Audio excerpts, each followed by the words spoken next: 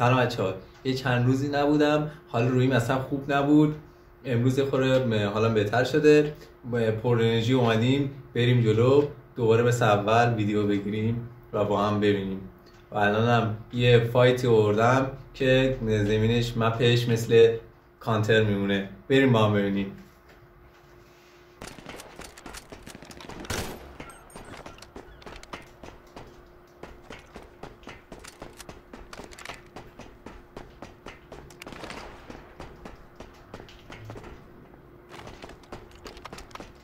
این رفیقمونم که اینطوری بدبخت از یه فرار کرد، لباس نداشته، با لباس تاپ شرطرک ما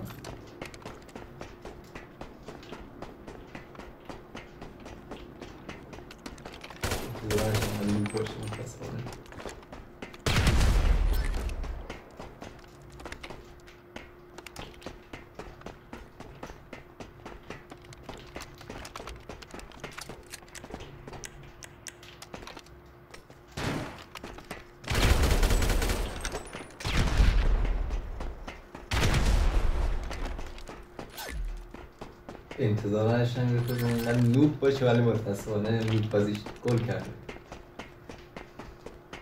بهش میگم گل گیرون چون تاپ شرطرک هم خورده، چون صابون داشت.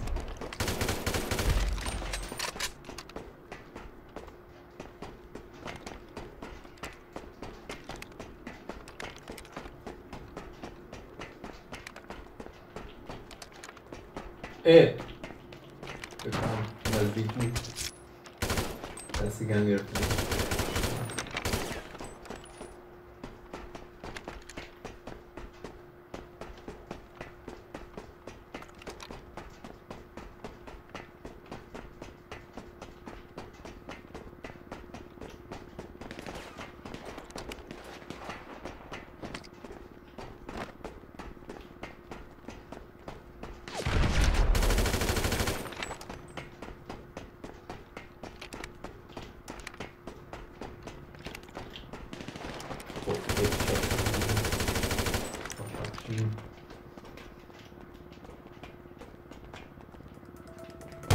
این بازی داشتن خارج میشه روی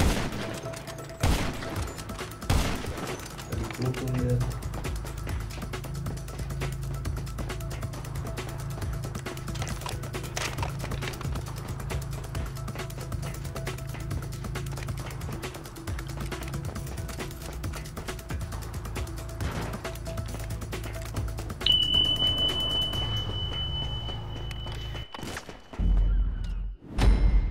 اینم از این مپ کانتر رو یکی از رفیقام مپ آورده توی این DTA توی این قسمت درستش کرده.